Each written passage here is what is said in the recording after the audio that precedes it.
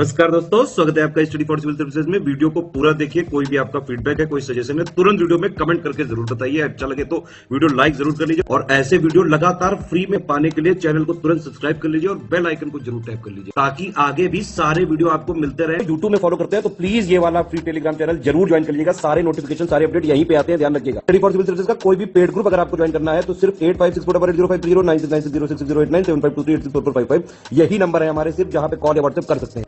Instagram पे हमारा page जरूर फॉलो कर लीजिएगा, स्टडी फॉर सिविल .सर्विसेज है। ट्विटर पे हमको जरूर फॉलो कर लीजिएगा, @स्टडी फॉर सिविल्स है। नमस्कार दोस्तों, स्वागत करता हूं मैं आप सभी का आपके अपने channel study for civil services में। एक लेक्चर सीरीज हम आपके साथ चला रहे हैं जहां पे यूपीपीसीएस के पुराने वर्षों के मेंस पेपर हम लोग डिस्कस कर रहे थे। यहां 2019 के GS4 के कुछ सवाल की ऑलरेडी बातचीत हो गई थी, उसके आगे के सवालों पे हम लोग आज चर्चा करेंगे। शुरू करने से पहले मैं आपको एक जानकारी देना चाहूँगा। हमारे कुछ पेड ग्रुप चलते हैं, कुछ पेड कोर्सेज चलते हैं जहाँ पे क्वालिटी कंटेंट हम लोग देते हैं। अगर इस संदर्भ में आपको कोई भी जानकारी चाहिए हो तो दिए गए दो में से किसी भी नंबर पे आप हमसे संपर्क कर सकते हैं। दोस्तों, आज का जो हमारा पहला सवाल है वो है 7 प्रिंसिपल्स ऑफ पब्लिक लाइफ के बारे में। यहाँ पे पूछा गया है कि सार्वजनिक जीवन के 7 सिद्धांत क्या है। फिर ये जो भाग है ये अगले वाले भाग से कनेक्ट होता है और पूछा जाता है कि क्या वे सिविल सेवकों के लिए आचार संहिता है। इस बात का आपको मूल्यांकन करना है। यहाँ पे इवैल्यूएट लिखा हुआ है कीवर्ड आपका। अब शुरुआत कैसे करेंगे दोस्तों, क्योंकि यहाँ पे पब्लिक लाइफ के बारे में बात हो रही है, सिविल सर्वेंट्स की बात की जा रही है, उनके कोड ऑफ कंडक्ट पे बात कर रहे हैं, तो कहीं ना कहीं पब्लिक सर्विस को हम लोग लेके अपने उत्तर की शुरुआत कर सकते हैं। तो पब्लिक सर्विस बेसिकली आपको क्या अवसर प्रोवाइड करती है, उसको एक्चुअली क्या चाहिए होता है, क्या आवश्यकता होती है, इस बारे में एक छोटा सा इंट्रोडक्शन देके आप अपना उत्तर शुरू कर सकते हैं। फिर जैसे कि क्वेश्चन में पूछा गया है कि 7 प्रिंसिपल्स क्या हैं पब्लिक लाइफ से संबंधित, उसके बारे में आप यहाँ पे जानकारी दे सकते हैं। फिर आप इनको जोड़ के ये बता सकते हैं कैसे वह सिविल सर्वेंट की फंक्शनिंग के लिए ज़रूरी हैं। इस प्रकार से आप अपना पूरा उत्तर तैयार कर सकते हैं। अब दोस्तों, जब हम शुरू करेंगे तो ये लिख सकते हैं कि भाई पब्लिक सर्विस का जो एक केंद्र बिंदु है वह ये है कि एक ऐसा सेफ और हेल्दी एनवायरनमेंट क्रिएट किया जाए जिसमें सभी का समग्र विकास हो सके। और ये जो एक एम या ऑब्जेक्टिव लिखा हुआ है ये लोक सेवा के सिद्धांतों में भी लिखा हुआ है। उसके अलावा पब्लिक सर्विस हमको ये अपॉर्चुनिटी प्रोवाइड करती है या फिर ये अवसर प्रोवाइड करती है कि हम सोसाइटी को या फिर समाज को सुरक्षित रख सकें, उसकी सुरक्षा कर सकें और साथ ही सर्विस डिलीवरी को बेहतर कर सकें। तो इस प्रकार दोस्तों एक छोटा सा आप पब्लिक सर्विस के बारे में इंट्रोडक्शन देके अपने उत्तर की भूमिका बना सकते हैं। फिर अगर हम लोग बात करें कि ये 7 सिद्धांत हैं क्या पब्लिक लाइफ में, तो दोस्तों यहाँ पे हम लोग नोलान समिति की बात करेंगे। एक समिति का गठन किया गया था जिसको हमने कहा था नोलान समिति। उसने बेसिकली ये 7 सिद्धांत दिए थे। इन 7 सिद्धांतों में जो पहला सिद्धांत है वो है सेल्फलेसनेस या फिर निस्वार्थता। ये बताता है कि जो आपको सभी कार्य करने हैं, जितने भी आपके कृत्य होंगे वो सबके सब जन कल्याण में होने चाहिए। कोई भी आपको कार्य ऐसे नहीं करने जिसमें आपके खुद के स्वार्थ निहित हों। आपको अपना सर्विस जो है वो सेल्फलेस करनी है और अगर आप ऐसा कर रहे हैं तो सही मायनों में आप पब्लिक को सर्व कर रहे हैं और आप पब्लिक सर्विस कर रहे हैं। फिर जो दूसरा सिद्धांत है उसमें इंटेग्रिटी के बारे में बताया गया है। उसमें बताया गया है कि सत्यनिष्ठा पब्लिक सर्विस का एक अभिन्न अंग है। अगर आप सत्यनिष्ठ होंगे तो आप किसी से भी किसी प्रकार के फाइनेंशियल फेवर नहीं लेंगे, आप किसी से फाइनेंशियल ऑब्लिगेशन नहीं लेंगे। और ऐसा इसलिए भी ज़रूरी है दोस्तों क्योंकि अगर आप किसी व्यक्ति से फेवर ले लेते हैं तो वापस भी आपको कुछ ना कुछ फेवर लौटाने पड़ते हैं और अगर आप ये फेवर लौटाने पे आ गए तो वह आपके कर्तव्यों के आड़े आना तय है। इसीलिए अगर आप सत्यनिष्ठा को फॉलो कर रहे हैं तो इनिशियली ही ये फेवर्स ना लें, किसी से कोई फाइनेंशियल ऑब्लिगेशन ना लें और सत्यनिष्ठा का पालन करें। जो तीसरा यहाँ पे सिद्धांत है वो है ऑब्जेक्टिविटी का या फिर इसको हम लोग उद्देश्य भी कहते हैं। इसके तहत आपको तर्क से डिसीजन लेना है, आपको रैशनल होना है, आपको योग्यता आधारित डिसीजन लेना है। तो इस प्रकार से अगर आप करेंगे तो आप किसी का कोई फेवर नहीं करेंगे, आप नेपोटिज्म में नहीं संलग्न होंगे और ऐसा करना ही आपको पब्लिक सर्विस सही मायने में करने के लिए प्रेरित कर सकता है। फिर दोस्तों जो चौथा सिद्धांत है वो है अकाउंटेबिलिटी का या फिर जवाबदेही का। आप जनता के प्रति जवाबदेह होते हैं। अगर आप कोई कार्य कर रहे हैं और वो जनता के हित में नहीं है तो जनता का पूरा अधिकार है आपसे सवाल पूछने का, और इस सिद्धांत के तहत आपको उसका जवाब देना होगा। आप इसके लिए ओब्लाइज्ड हैं, आपको ये चीज़ बोलनी ही होगी क्योंकि आप जनता के प्रति जवाबदेह हैं। और जवाबदेही आगे जाके ये सुनिश्चित करवाती है कि कोई व्यक्ति गलत राह ना पकड़े, क्योंकि जब उसको मालूम है अल्टीमेटली मुझ पे सवाल उठेंगे और मुझे उसके जवाब देने होंगे, तो वह कोशिश करेगा कि वह सही रास्ता ही चुने और कोई गलत रास्ते पे ना जाए, कोई गलत काम ना करे। और पब्लिक सर्विस में ये एक अभिन्न अंग है। फिर अगर अगला सिद्धांत हम लोग देखें तो ये है ओपननेस। इसको हम लोग पारदर्शिता या फिर ट्रांसपेरेंसी के फॉर्म में भी समझ सकते हैं। जो भी आपके कृत्य होंगे, जो भी आपने काम किए होंगे, वो सब कुछ पारदर्शी तरीके से जनता के डोमेन में अवेलेबल होंगे। जनता उसमें देख सकती है, उसके ऊपर सवाल उठा सकती है। ऐसे में भी कोई भी व्यक्ति किसी भी गलत काम में जुड़ने से डरेगा, उसको लगेगा सब चीज़ें तो जनता के सामने आएंगी, तो अगर मैं कोई गलत काम करूंगा तो मैं तुरंत पकड़ा जाऊंगा। इसीलिए ट्रांसपेरेंसी या फिर ओपननेस भी पब्लिक सर्विस के लिए बहुत ज़रूरी है। फिर छठा जो सिद्धांत है वो है ऑनेस्टी। आपको ईमानदार रहना है अपने कर्तव्य के प्रति। उसके अलावा किसी भी प्रकार से आपको कोई करप्शन में इन्वॉल्व नहीं होना है। जैसे ऊपर देखा हमने, आपको किसी से किसी प्रकार के फेवर्स नहीं लेने हैं। आपको ईमानदारी से अपने कर्तव्यों का निर्वहन करना है। अगर आप ऐसा कर रहे हैं तो सही मायने में आप पब्लिक को सर्व कर रहे हैं, आप पब्लिक सर्विस कर रहे हैं। और जो इसका सातवां सिद्धांत है वो है लीडरशिप। दोस्तों, अगर आपको पब्लिक सर्विस करनी है तो आप में लीडरशिप क्वालिटी तो होनी ही चाहिए। आपको नेतृत्व करना आना चाहिए, क्योंकि आपको अगर एक समूह की भलाई के लिए कुछ करना है तो एक लीडर के तौर पे आगे खड़ा होना पड़ेगा। हो सकता है सरकार से बात करनी पड़े, हो सकता है किसी और समूह से बात करनी पड़े, लेकिन एक लीडर के तौर पे अगर आप इमर्ज होंगे तो आप पब्लिक सर्विस बेहतर तरीके से कर पाएंगे। अब अगर आप इनको पब्लिक सिविल सर्विसेज से जोड़ दें या फिर आप सिविल सर्वेंट से जोड़ दें तो एक्चुअली ये सिविल सर्वेंट के कोड ऑफ कंडक्ट में आ सकते हैं, क्योंकि भाई एक सिविल सर्वेंट को सेल्फलेस होना चाहिए, क्योंकि उसके जो भी कार्य होते हैं उसका इंटेंशन तो होना चाहिए जगत का कल्याण, जनता का वेलफेयर।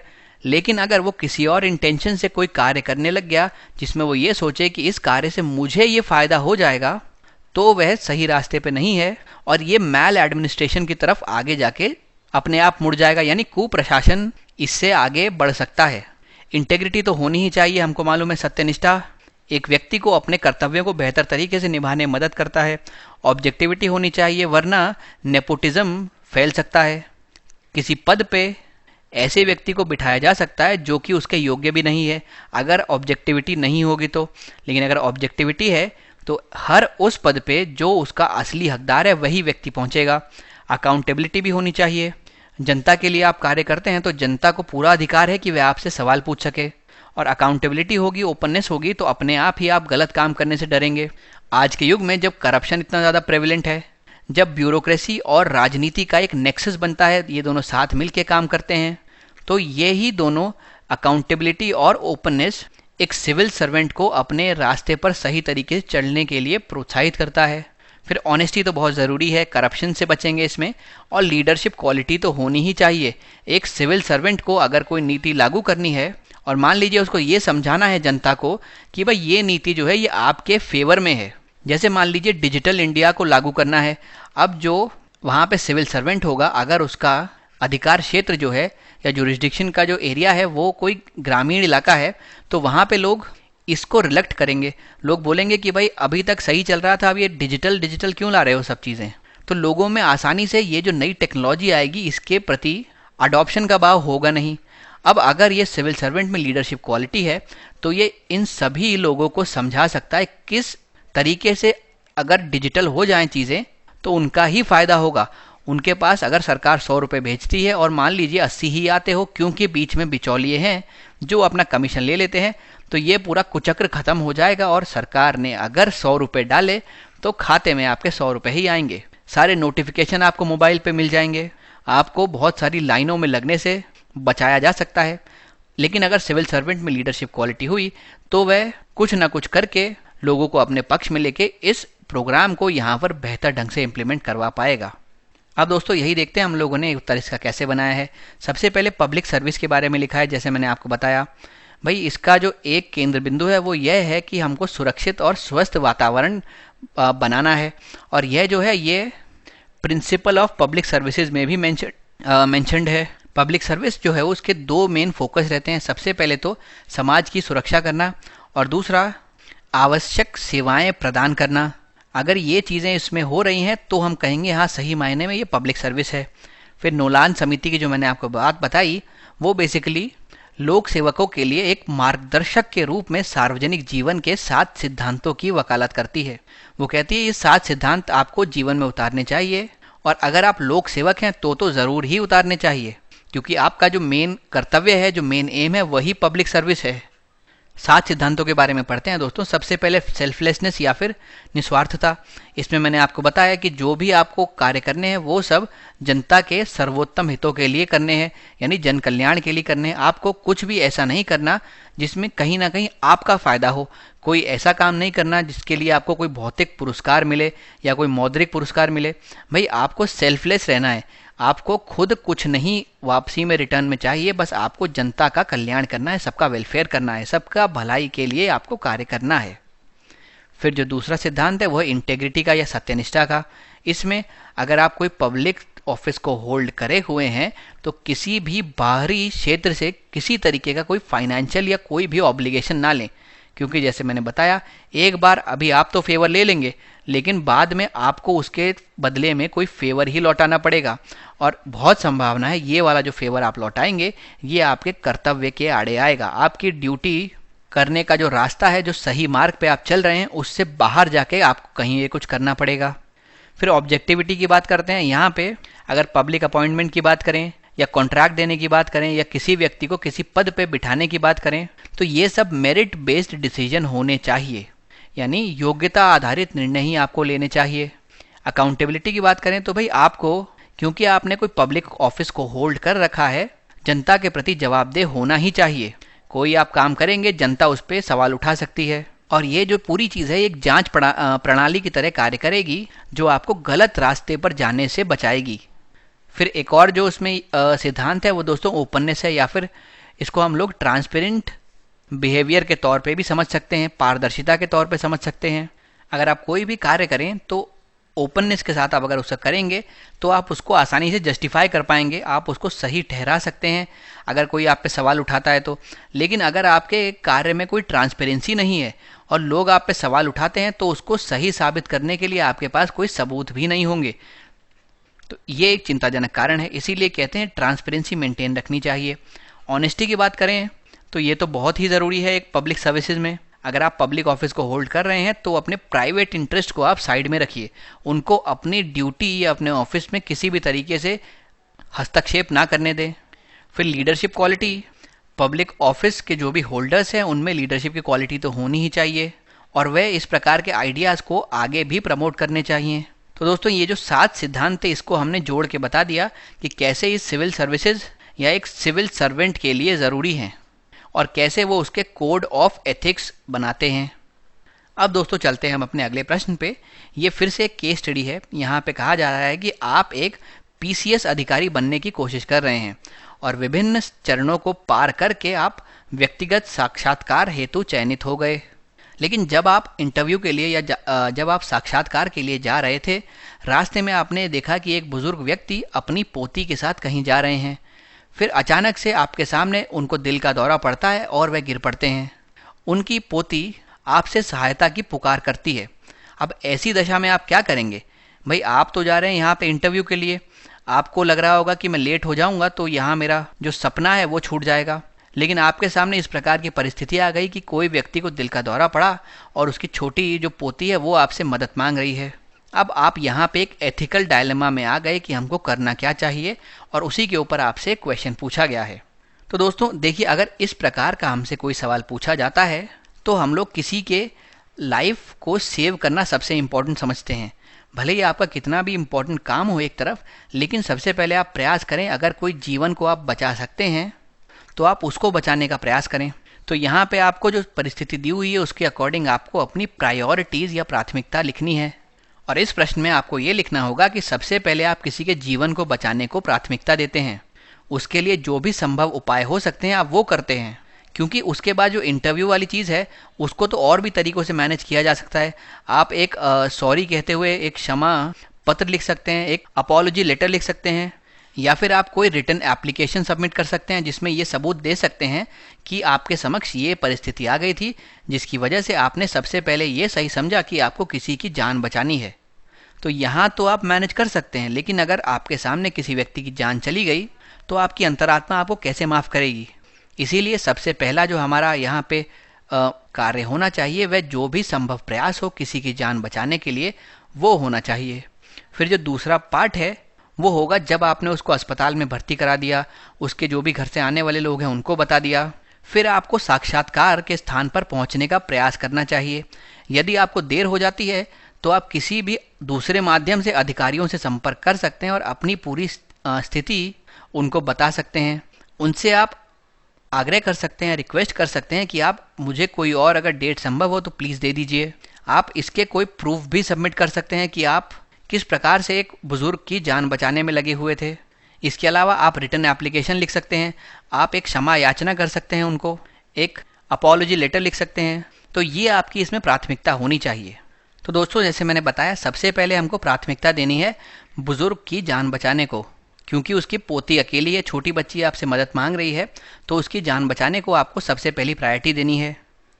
तो दोस्तों, ऐसी परिस्थिति में हम लोग के सामने दो विकल्प बनते हैं, लेकिन हम सबसे पहले जो प्रायोरिटी देंगे वो अपने एल्डर को देंगे, यानी जो बुजुर्ग व्यक्ति हमारे सामने मेडिकल हेल्प के लिए गुहार कर रहा है, जो उसकी पोती मदद मांग रही है, आप उसको पहली प्रायोरिटी देंगे। यहाँ पे अगर कोई आसपास मेडिकल सर्विस अरेंज कराने की पॉसिबिलिटी होती है तो आप वो करेंगे, नहीं तो आप तुरंत जो भी नियरेस्ट हॉस्पिटल है उसमें उस व्यक्ति को लेके जाएंगे। फिर तीसरा आप क्या करेंगे, उस व्यक्ति की जो पोती है उससे आप पूछेंगे कि कोई कॉन्टैक्ट डिटेल्स अगर होंगी परिवार वालों की, तो आप वो लेके उनके घर वालों को फ़ोन करेंगे और उन घर वालों को पूरी स्थिति के बारे में बताएंगे, हॉस्पिटल का नाम बताएंगे और उनसे कहेंगे कि आप जल्दी इस हॉस्पिटल में आ जाइए अपने घर से। बताएंगे आपकी जो पोती है वो यहाँ पे अकेली है और आपको किस प्रकार आगे जाना होगा, तो उनसे आप कहेंगे जितना जल्दी हो सके आप आ जाइए। फिर इसके बाद हम लोग यहाँ पर दूसरा प्रयास करेंगे। दूसरा हम लोग सोचेंगे कि क्या मैं जहाँ भी मेरा साक्षात्कार है उस स्थान पे टाइम पे पहुँच सकता हूँ। अगर थोड़ी भी संभावना होगी तो हम लोग वहाँ पे रश करने की कोशिश करेंगे, यहाँ पहुँचने की कोशिश करेंगे। अगर मान लीजिए सही समय पे हम लोग पहुँच जाते हैं तो हम लोग इंटरव्यू में अपीयर हो जाएंगे। अगर मान लेते हैं हम लोग लेट पहुँचते हैं तो किसी ना किसी माध्यम से हम लोग कोशिश करेंगे कि जो भी अथॉरिटीज़ हैं उनसे हम लोग कांटेक्ट कर सकें, उनको संपर्क कर सकें। फिर जो अथॉरिटीज़ हैं, एक तो हम उनसे बोल सकते हैं कि सर हमको कोई और डेट अलोकेट कर दीजिए, अपन अपनी पूरी परिस्थिति उनको बता सकते हैं। फिर उनसे पूछ सकते हैं अगर आप बताएं तो मैं कोई प्रूफ भी सबमिट कर सकता हूं कि मेरे साथ ये चीज़ हुई है और मैंने एक व्यक्ति की जान बचाने के लिए उस वक्त जो भी सही लगा वो किया था। फिर आप पूछ सकते हैं कि अगर आपको कोई रिटर्न एप्लीकेशन जमा करनी हो या फिर आपको कोई अपॉलॉजी लेटर जमा करना हो जिसमें आप क्षमा याचना करेंगे, और इसके अलावा अगर आपको कोई और भी फॉर्म भरना हो जो कि लेट आने पे या फिर डेट को रीशेड्यूल करने के लिए भरा जाता है तो आप वो भी भर देंगे। इस प्रकार से आपको अपना उत्तर लिखना होगा, ऐसे ही आपको प्रायोरिटाइज करना होगा। तो दोस्तों, आप देख सकते हैं यही हमने लिखा है कि जो बुज़ुर्ग है उसको सबसे पहले हम हॉस्पिटल ले जाएंगे। जान बचाना सबसे पहले आपकी प्राथमिकता होनी चाहिए। बुज़ुर्ग की पोती के साथ अस्पताल में ले जाऊंगा उनको। फिर उसके अलावा एक बार जब बुज़ुर्ग को हम अस्पताल में भर्ती करवा देंगे तो उसकी पोती से हम लोग पूछेंगे कि क्या परिवार के किसी सदस्य का कोई संपर्क विवरण उसके पास है कि नहीं है। अगर वहाँ से कोई संपर्क विवरण मिल पाता है, कोई कॉन्टैक्ट डिटेल्स मिल पाती हैं, तो इनके बिना पे हम लोग वहाँ पे रहते हुए घर के और सदस्यों को कांटेक्ट करने का प्रयास करेंगे।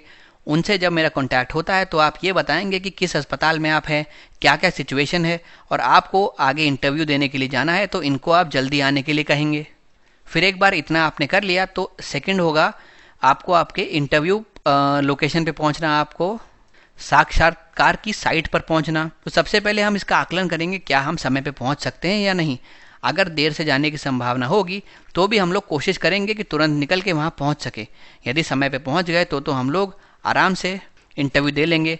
अगर समय पर नहीं भी पहुँच पाते तो फ़ोन कॉल के माध्यम से या किसी और माध्यम से संपर्क करने का प्रयास करेंगे अधिकारियों को और उनसे अनुरोध करेंगे कि इस कारण के इस घटना के कारण मुझे देरी हो गई, तो अगर संभव हो तो या तो अभी साक्षात्कार देने का मौका दिया जाए या फिर आगे की कोई और डेट मुझे दी जाए। फिर इस तिथि के निर्धारण के लिए अगर मुझे कोई प्रूफ जमा करना हो तो मैं वो भी करने को तैयार हूँ। अगर मुझे कोई रिटर्न एप्लीकेशन लिखनी हो तो उसके लिए भी तैयार हूँ। और अगर मुझे कोई सॉरी का लेटर लिखना हो यानी कि अपॉलॉजी लेटर लिखना हो तो उस क्षमा पत्र लिखने के लिए भी मैं तैयार हूँ। इस प्रकार से आपकी प्रायोरिटीज़ इसमें रहनी चाहिए।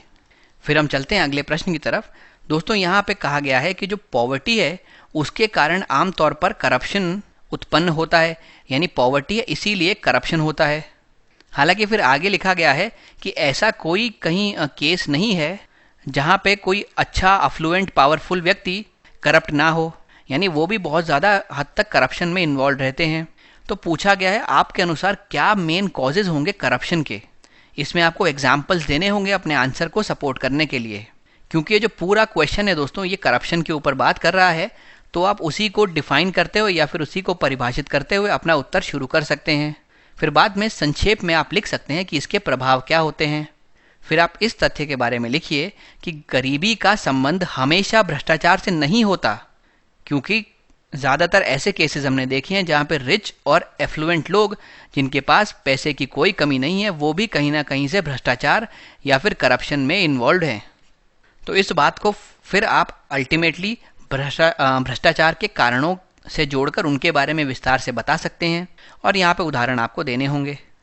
तो दोस्तों इस क्वेश्चन को जब आप स्टार्ट करेंगे तो करप्शन को बताते हुए आप ये लिख सकते हैं कि भाई करप्शन अपने पद या अपनी अथॉरिटी का मिसयूज़ है अपने पर्सनल बेनिफिट्स के लिए, यानी जब मैं अपने खुद के फ़ायदे के लिए अपनी अथॉरिटी का या फिर अपने पद का गलत इस्तेमाल करता हूँ, दुरुपयोग करता हूँ, तो कहा जाता है कि मैं करप्शन में इन्वॉल्व हूँ। करप्शन के कई सारे इफ़ेक्ट्स भी होते हैं, कई इम्पैक्ट होते हैं। सबसे पहले तो डेमोक्रेसी को ये हैम्पर करता है, लोकतंत्र को ये नुकसान पहुँचाता है। उसके अलावा ये लोगों का जनता का अपने ऊपर जो अधिकारी हैं उनमें ट्रस्ट कम करता है, विश्वसनीयता कम करता है। उसके अलावा ये इकोनॉमिक ग्रोथ या फिर आर्थिक विकास को भी रोकता है, ये असमानता को बढ़ाता है, ये गरीबी को बढ़ाता है, ये सामाजिक विभाजन को और ज़्यादा मजबूत करता है और साथ में ये पर्यावरण संबंधी समस्याओं को भी मजबूत करता है। तो ये तो आप लिखेंगे थोड़ा सा करप्शन के बारे में।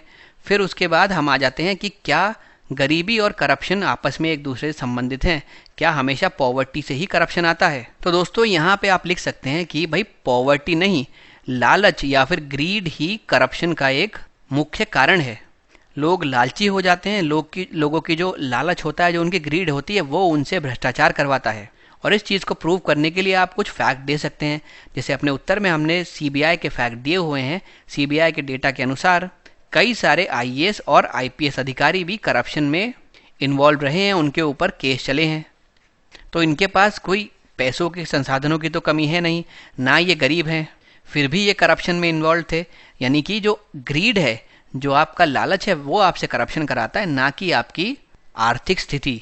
फिर आप इसके कई सारे रीजंस लिख सकते हैं कि भाई आखिर कारण क्या है। सबसे पहले तो मनी जो है वो पैसा दबदबा बनाता है, किसी के ऊपर अपना इन्फ्लुएंस बनाता है, और एक बार किसी ने अपना कोई दबदबा बना लिया तो वो अपनी पोजीशन छोड़ना चाहता नहीं, तो वो इसके लिए और पैसा लगाता है और पैसा लगाता है। ये जो पैसा वो लगा रहा है ये आ कहाँ से रहा है, ये जनता से आ रहा है, और ये वो करप्शन के माध्यम से बना रहा है।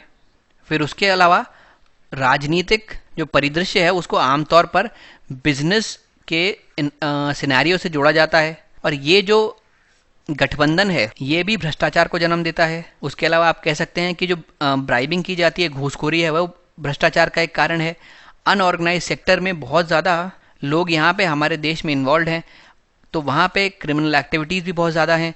क्रिमिनल्स को छुड़ाने के लिए भारी घूस दी जाती है, कहीं इसका रिकॉर्ड नहीं आता क्योंकि ये सब अनऑर्गेनाइज सेक्टर में हो रहा है।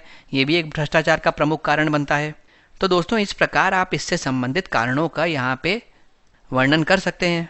अब हम देखते हैं किस प्रकार से हमने उत्तर बनाया है। सबसे पहले जैसे बात की, करप्शन को डिफाइन कर दीजिए क्या है। कोई भी अथॉरिटी को हम लोग जब मिसयूज़ करते हैं अपने पर्सनल बेनिफिट्स के लिए तो उसको हम लोग भ्रष्टाचार कहते हैं। व्यक्तिगत लाभ के लिए आप अपने अधिकार का या अपने पद का दुरुपयोग कर रहे हैं तो आप कहीं ना कहीं भ्रष्टाचार में इन्वॉल्व है। ये क्या क्या करता है, विश्वास को नष्ट करता है। जनता का जो विश्वास है अपने गवर्नमेंट में या फिर अपने ऊपर जो अधिकारी हैं उनमें वो कम हो जाता है।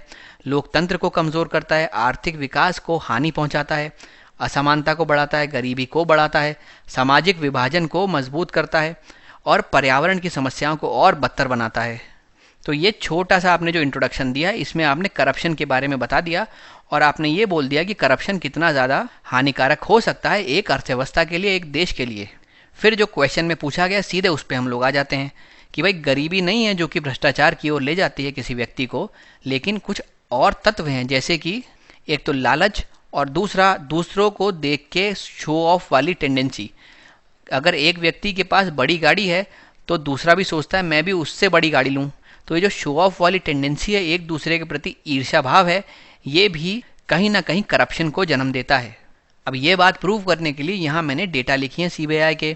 सीबीआई ने करीब 44 केसेस रजिस्टर किए हैं आईएएस ऑफिसर्स के अगेंस्ट और 12 केसेस रजिस्टर किए हैं आईपीएस ऑफिसर के अगेंस्ट 2016 से। तो अगर आप सोचें इन लोगों के पास संसाधनों की कमी है नहीं, ये कोई गरीब है नहीं, फिर भी ये करप्शन में क्यों इन्वॉल्व है? तो क्योंकि इनकी जो ग्रीड है वो कहीं ना कहीं इनको उससे बचने नहीं दे रही। उसके अलावा इनकी जो शो ऑफ टेंडेंसीज हैं कि अगर अगले बंदे ने कुछ अच्छा ले लिया तो मुझे उससे बेहतर लेना है, इसने 2 मंजिल मकान बनाया तो मैं 3 मंजिल बनाऊंगा। तो ये जो कंपैरिजन है, ये सामाजिक कंपैरिजन आप करते हैं, उससे भी कहीं ना कहीं करप्शन को बढ़ावा मिलता है। क्योंकि अगर दूसरे से बेहतर काम करके दिखाना है तो पैसा तो ज़्यादा लगाना पड़ेगा। अब पैसा आएगा कहाँ से? पैसा आएगा यहाँ से, यानी भ्रष्टाचार से। क्या क्या रीज़न हो सकते हैं? देखिए, सबसे पहले जो पैसा है वो सोर्स ऑफ पावर है। पैसे को शक्ति का स्रोत माना जाता है और इसी के बलबूते जो लोग शक्तिशाली होते हैं वह लोग अपना प्रभाव किसी के ऊपर बनाते हैं। एक बार जब प्रभाव बन गया तो लोग उसको बरकरार रखना चाहते हैं, तो उसके लिए और पैसा लगता है और उनको करप्शन से पैसा लाना पड़ता है और इससे करप्शन को और ज़्यादा हवा मिलती चली जाती है। चुनाव में भ्रष्टाचार देखा गया है। तो आप अगर यहाँ पे कुछ फिगर्स को देखें तो जो लोकसभा इलेक्शंस है उसके लिए जो डिक्लेयर्ड एक्सपेंडिचर थे, यानी जो घोषित खर्च थे, उसमें 400% से अधिक की वृद्धि हुई है। 400%, ये एक असंभव सा फिगर लगता है लेकिन एक्चुअली ऐसा हुआ है। और जो इसमें 69% वित्त पोषण किया गया है राजनीतिक दलों को, उसके जो स्रोत हैं वो अज्ञात हैं। फिर राजनीति और व्यापार आपस में जुड़े हुए हैं जिसकी वजह से भी करप्शन को बढ़ोतरी मिलती है। राजनीति का अपराधीकरण, जो क्रिमिनलाइजेशन है कि भाई किसी व्यक्ति को अगर राजनीति में एंटर होना है लेकिन उसका बैक रिकॉर्ड अच्छा नहीं है, वह क्रिमिनल है, तो वो क्या करेगा? कुछ पैसे देगा और पैसे के दम पे वो अंदर राजनीति में घुस जाएगा। धीरे धीरे वह इसी माइंडसेट को बढ़ावा देने लगेगा। जो भी क्रिमिनल लोग होंगे जिनके पास अच्छी मात्रा में पैसा मौजूद है, वो इसी तरीके से इस व्यक्ति के इन्फ्लुएंस से राजनीति में घुस सकते हैं। तो यानी राजनीति में धीरे धीरे जो क्रिमिनलाइजेशन होते जा रहा है, ये चिंताजनक है और ये भी भ्रष्टाचार को बढ़ावा देता है। फिर हमारे देश में अनौपचारिक क्षेत्र जो है वो एक बड़ा हिस्सा कॉन्स्टिट्यूट करता है। इसके परिणाम स्वरूप अधिकारी जो हैं वो कानून तोड़ने के लिए बड़े बड़े फाइन्स लगाते हैं और इन फाइन को जब देने में सामने वाला असक्षम होता है तो उससे कहते हैं भाई तुम इतना हमको पैसा दे दो या इतनी हमको घूस दे दो और हम तुम्हारे ऊपर से ये फाइन हटा देंगे। तो इसीलिए उनको फिर रिश्वत दी जाती है। अगर ये सब फॉर्मल सेक्टर में होता तो ये सब का ट्रैक रिकॉर्ड रखा होता तो कोई भी अधिकारी वो इतनी आसानी से भ्रष्टाचार के बारे में नहीं सोच सकता। लेकिन जो अनौपचारिक क्षेत्र है उसके कारण भ्रष्टाचार का जो स्कोप है वो बढ़ जाता है। फिर सार्वजनिक क्षेत्र में वेतन कम है, करियर में उन्नति के सीमित अवसर हैं, कार्यस्थल में कठिनाइयाँ, इसीलिए व्यक्ति सोचता है कि अलग से अंडर द टेबल पैसे लेके अपने जेब भर ले जाएं। फिर दोस्तों धीरे धीरे जो ब्यूरोक्रेटिक पॉलिटिसाइजेशन हो रहा है, जो पॉलिटिक्स धीरे धीरे ब्यूरोक्रेट के साथ गठबंधन कर रही है, वो भी करप्शन का एक बड़ा प्रमुख कारण है। सुपरविजन की कमी है, वॉचफुलनेस की कमी है। सुप्रीम कोर्ट द्वारा सीबीआई को केज्ड पैरट कहा गया था क्योंकि एक जैन हवाला केस हुआ था जिसमें कि सीबीआई की इन्वेस्टिगेशन अच्छा नहीं था। सबको दिख रहा था कि उसमें कौन अपराधी है, लेकिन सीबीआई ने बोला कोई अपराधी नहीं, सब ठीक है। इसके चलते सुप्रीम कोर्ट ने सीबीआई को फटकार लगाई थी और उसको केज्ड पैरट या फिर पिंजरे का तोता कहा था, जो कि अपने मालिक के इशारों पर ही कार्य करता है। फिर जो कुछ हमारे पास अधिनियम मौजूद हैं, जैसे भ्रष्टाचार निवारण अधिनियम, जैसे रिप्रेजेंटेशन ऑफ पीपल्स एक्ट, इनके तहत दोष सिद्धि की दर बहुत खराब है। आदमी यानी कि प्रोसिक्यूट तो होता है, आदमी को बुलाया तो जाता है, लेकिन कन्विक्शन के समय उसको बाइज्जत बरी कर दिया जाता है। और यहाँ पे भी कहीं ना कहीं अंदर करप्शन चलता है, जिसकी वजह से ये आदमी बाइज्जत बरी हो जाता है। फिर एजुकेशन सिस्टम के भी फेलियर्स हैं, जो छोटे बच्चों में इस चीज़ को इनकॉर्पोरेट नहीं कर पाए कि क्या वैल्यू है, क्या मूल्य है सहानुभूति के, करुणा के, सत्यनिष्ठा के और समानता के। शिक्षा प्रणाली को मजबूत बनाने की ज़रूरत है, जिससे कि ये सारी वैल्यूज़ बच्चों में बचपन से ही इनकॉर्पोरेट की जाएं, जिससे बड़े होके वो करप्शन की तरफ बढ़ने से 10 बार पहले सोचें। फिर चलते हैं दोस्तों अपने अगले सवाल की तरफ। यहाँ पे एम्पैथी के बारे में पूछा गया है कि क्या रोल प्ले करती है एम्पैथी पब्लिक सर्विसेज में, यानी सार्वजनिक सेवाओं में सहानुभूति की क्या भूमिका है। यहाँ पे उदाहरण दे के आपको अपनी बात समझानी है।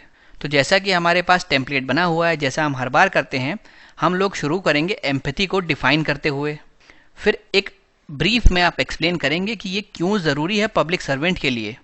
ये हम इसलिए कर रहे हैं क्योंकि आप देख रहे हैं क्वेश्चन में एम्पैथी ली गई है और उसका कनेक्शन लिया गया है पब्लिक सर्विसेज से। तो इसी की आपको भूमिका बनानी होगी और इसीलिए आप यहाँ पे बताएंगे कि एम्पैथी आखिर ज़रूरी क्यों है पब्लिक सर्विसेज में। और फिर आप यहाँ पे जैसे कि आपके क्वेश्चन में आपसे पूछा गया है, अलग अलग उदाहरण के मदद से, अलग अलग फैक्ट के मदद से यहाँ पे इस चीज़ को आप प्रूव करने का प्रयास करेंगे। तो दोस्तों देखते हैं हमने इसका उत्तर किस प्रकार बनाया है। देखिए, सबसे पहले हम डिफाइन करेंगे कि एम्पैथी होता क्या है या फिर सहानुभूति क्या होता है।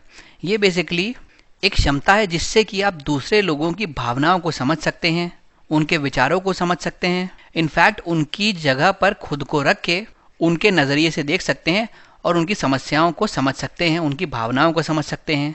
यही चीज़ हमने यहाँ पे लिखी है कि यह एक क्षमता है जो दूसरे लोगों के भावनात्मक स्तर को महसूस करने और उनके दृष्टिकोण से सभी को देखने के लिए एक व्यक्ति को सशक्त करती है। यानी एक व्यक्ति स्वयं को किसी अन्य व्यक्ति के स्थान पर रखता है और उसकी भावनाओं का अनुभव करता है। अब अगर लोक सेवक की बात करें तो लोक सेवक तो यहाँ पे सरकार है और यहाँ पे सिटीजन है, तो उनके बीच में कड़ी का काम करते हैं, क्योंकि सरकार तो भाई नीतियाँ बना देगी, उसको ग्राउंड लेवल पे इम्प्लीमेंट तो पब्लिक सर्वेंट ही करेंगे। तो ये जनता से डायरेक्टली कम्युनिकेट करते हैं और एक कड़ी का काम करते हैं सरकार और सिटीजन्स के बीच में। इसीलिए इन लोगों में सहानुभूति होना बहुत ज़रूरी है। तो अब इससे होगा क्या? देखिए, सबसे पहले तो सहानुभूति इन कारणों से एक सार्वजनिक सेवा में होना आवश्यक है। सबसे पहले तो ये सुनने की क्षमता को बढ़ाता है, उसका विकास करता है। अगर कोई व्यक्ति सिविल सेवा में है तो उसको धैर्यवान होना चाहिए, उसको अपने स्वभाव को, अपने व्यवहार को नियंत्रित रखना चाहिए। कोई भी एक्शन, कोई भी कृत्य, कोई भी कार्रवाई करने से पहले उसको सभी पक्षों की बात सुननी चाहिए और फिर उसके अनुसार ये सोच के कि ये व्यक्ति क्या फील कर सकता है या इनकी भावनाएं किस चीज़ों से जुड़ी हुई हैं, फाइनली अपनी कार्रवाई करनी चाहिए। यहाँ पे हम लोग उदाहरण ले सकते हैं दोस्तों, कई सारे सामाजिक कार्यक्रम हैं जो सरकार ने लागू किए हैं, लेकिन उसको ज़मीनी स्तर पे इम्प्लीमेंट करना काफ़ी कठिनाइयों से भरा हुआ है। जैसे कि आप तो पीएम उज्ज्वला योजना ही ले लीजिए। अब भाई इसमें गैस सिलेंडर तो बांटे जा रहे हैं, लेकिन कहीं दूर दराज के इलाके में गैस सिलेंडर को पहुंचाना ही अपने आप में बड़ी चुनौती है। तो भाई अगर एक बार दो बार आपने जैसे तैसे पहुंचा दिया, फिर उसके बाद वो गरीब आदमी तो परेशान हो जाएगा कि भाई कितना जाए और कितनी बार सिलेंडर लेके आए। इसीलिए वापस वो लकड़ी जला के या फिर गोबर के उपले जला के खाना बनाएगा या जो भी गैस संबंधित कार्य होते हैं वह करेगा। अब ऐसे में ये जो स्कीम है ये पूरी इनफेक्टिव हो जाएगी, क्योंकि इसका जो मेन उद्देश्य था वो यही था कि लोग इन चीज़ों से दूर हटकर, जो कि पर्यावरण को नुकसान पहुंचाती हैं, उनसे दूर हटकर गैस सिलेंडर की तरफ जा सकें, जो एक बेहतर और एक क्लीनर फ्यूल है। लेकिन जब लोग वापस इस पर स्विच कर जाएंगे तो सरकार के जो स्कीम है उसका पूरा उद्देश्य ही विफल हो जाएगा। ऐसे में एक पब्लिक सर्वेंट काम कर सकता है, उसका अहम योगदान रह सकता है। वो अगर एम्पैथी के साथ जाता है, लोगों की समस्याओं को सुनता है, उनकी समस्याओं को महसूस करता है, तो वह उनको अपने ट्रेडिशनल फ्यूल पे स्विच करने के बजाय कुछ और बेहतर रास्ता दे सकता है, जिससे कि सरकार की जो योजना है उसके तहत मिलने वाले लाभ भी इन लोगों तक पहुंचाए जा सकें और इन लोगों को असुविधा भी ना हो। इसीलिए एक सिविल सर्वेंट में सुनने की क्षमता का विकास करना बहुत ज़रूरी होता है। वो लोगों की समस्याओं को तभी सुन पाएगा, उनको महसूस कर पाएगा और उस अकॉर्डिंग उनके समाधान के लिए कार्रवाई कर पाएगा। उसके अलावा दोस्तों जो दूसरा कारण है वो होता है कि एक सिविल सर्वेंट की जो जिम्मेदारी है, जो दायित्व है, वो ये भी होता है कि जनता का स्वास्थ्य उसको सुनिश्चित करना होता है। अगर आपको ऐसा कोई पॉलिसी या फिर ऐसा कोई प्लान बनाना हो जिसमें जनता के स्वास्थ्य सुनिश्चित करने के बारे में कोई प्रावधान हो, वो आप तभी बेहतर बना पाएंगे जब आप जनता की समस्याओं को समझ सकते हैं। तभी आप जनता के जीवन को बेहतर बनाने के लिए अच्छे निर्णय ले पाएंगे। तो इस सब के लिए आप में सहानुभूति होना बहुत आवश्यक है।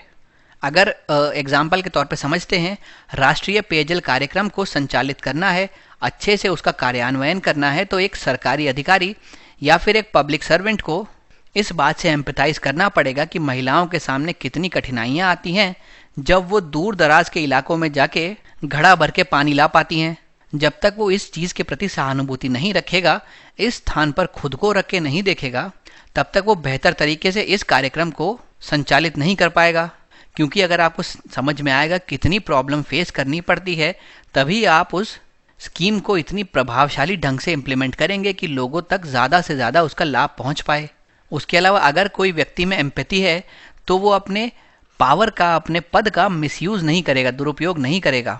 अगर मैं समझ सकता हूँ कि गरीब आदमी को कितनी कठिनाइयों का सामना करना पड़ता है 2 वक्त की रोटी कमाने के लिए, तो कोई उसका काम करने के लिए मैं उससे पैसे नहीं मांगूंगा, यानी मैं अपने पद का मिसयूज़ नहीं करूंगा। अगर किसी में एम्पैथी होती है तो वह अपनी जो प्रॉब्लम्स है या फिर जो उसने गलतियां की हैं उसको भी समझ सकता है और आगे उसको सही कर सकता है। अब यहाँ पे आप एग्जाम्पल ले सकते हैं डोंगरिया कोंद ट्राइब और वेदांता माइनिंग लॉसूट का। यहाँ पे एक करप्ट गवर्नमेंट ऑफिशियल ने अपनी अथॉरिटी का मिसयूज़ करते हुए जो बेचारे गरीब जनजाति थी उसके ज़मीन वेल्दी एंटरप्राइज को दे दी, और वो लोग बेचारे अपनी ही ज़मीन पर एलियंस बन गए, वो एलियनेट हो गए, उनको वहाँ से निकाल दिया गया, विस्थापित कर दिया गया और फिर उनको रिलोकेट भी नहीं किया गया। इस सब तरीके की परिस्थिति को अवॉइड किया जा सकता है अगर एक ऑफिशियल अपने अंदर कंपैशन की भावना डेवलप कर ले। वो समझे अगर उस स्थान पे वह होता और उसे अपना घर छोड़ना होता या उसकी ज़मीन जो कल तक उसकी थी आज वो किसी और इंडस्ट्री के काम के लिए दे दी गई है और ये उसके साथ घटा होता तो उसे कैसा लगता, ये सोचते हुए उसको अगर कार्रवाई करनी पड़े तो वह हमेशा सही रास्ता ही अपनाएगा। और इसीलिए एम्पैथी जो है वो एक सिविल सर्वेंट के कार्य की दक्षता को बढ़ाता है, उसके कार्य करने के तरीकों को बेहतर करता है। फिर अगर एक सिविल सर्वेंट में एम्पैथी होती है तो वो अलग अलग आइडियाज़ को रिस्पेक्ट करता है और उनको एक्सेप्ट भी करता है। एक सिविल सर्वेंट के सामने इतनी ज़्यादा पब्लिक डीलिंग होती है कि उसके पास अलग अलग प्रकार के ओपिनियंस और आइडियाज़ आते हैं। इन विविध विचारों को समझना, उनका सम्मान करना, उनको एक वैकल्पिक दृष्टिकोण की तरह समझना, और अगर वह दृष्टिकोण उसके दृष्टिकोण से बेहतर है तो उनको लागू करना महत्वपूर्ण है। ये तब सभी संभव है जब एक आदमी में एम्पैथी होगी। अगर उसमें एम्पैथी ना हो के ईगो हुआ तो वो दूसरों के विचारधाराओं को, उनके दृष्टिकोण को महत्व ही नहीं देगा। वो सोचेगा कि जो मैंने सोचा है वही अपने आप में बेस्ट है, उसके अलावा जो लोग बोल रहे हैं वो सब बेकार की बातें कर रहे हैं। लेकिन हो सकता है इसमें से कोई और बेहतर ऑल्टरनेटिव हो, बेहतर विकल्प हो, लेकिन वो इसको देखेगा ही नहीं, नज़रअंदाज कर देगा अपनी ईगो के चलते। पर अगर किसी सिविल सर्वेंट में एम्पैथी होगी, सहानुभूति होगी, तो वो सबके विचारों को सुनेगा। उनमें से अगर कोई ऐसा विचार हुआ जो जन कल्याण के लिए उपयोगी हुआ तो वह उसी विचार को यहाँ पे लागू करेगा।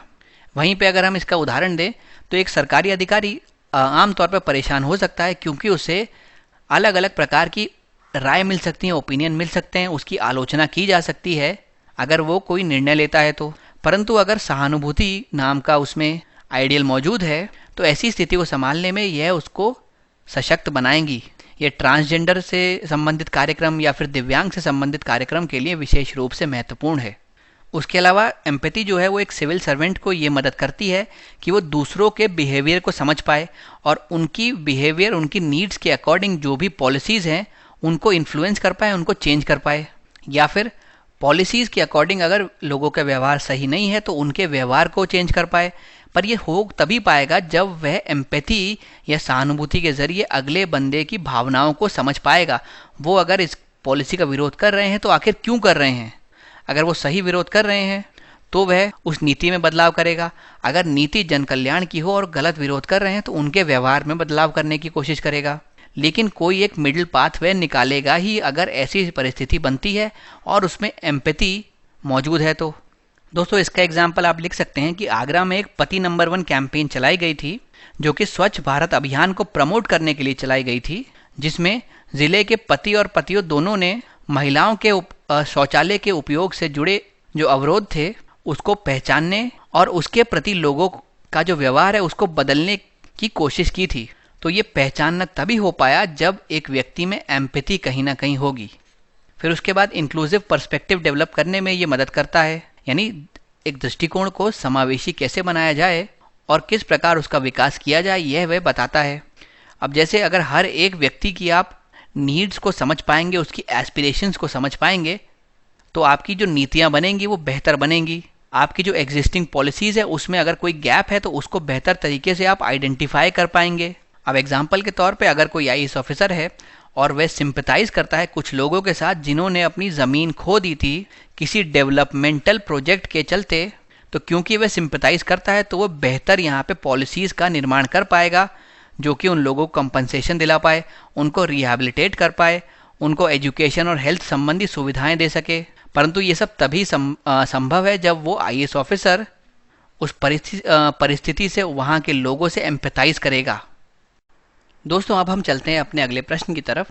यहाँ पे इमोशनल इंटेलिजेंस से संबंधित प्रश्न हमसे पूछा जा रहा है, यानी भावनात्मक बुद्धि या फिर बुद्धिमत्ता से संबंधित प्रश्न पूछा गया है। पूछा जा रहा है कि पब्लिक एडमिनिस्ट्रेशन में इमोशनल इंटेलिजेंस की यूटिलिटी क्या है। तो जैसे कि हम लोग हमेशा करते हैं, इंट्रोडक्शन में हम लोग इसकी डेफिनेशन लिख सकते हैं, इसको परिभाषित कर सकते हैं कि भाई भावनात्मक बुद्धिमत्ता आखिर होता क्या है, और फिर जो कि यहाँ पे ऊपर पूछा गया है उसको लिख सकते हैं कि एक सिविल सर्वेंट के लिए या फिर एक सिविल सेवक के लिए यह किस प्रकार उपयोगी साबित हो सकती है।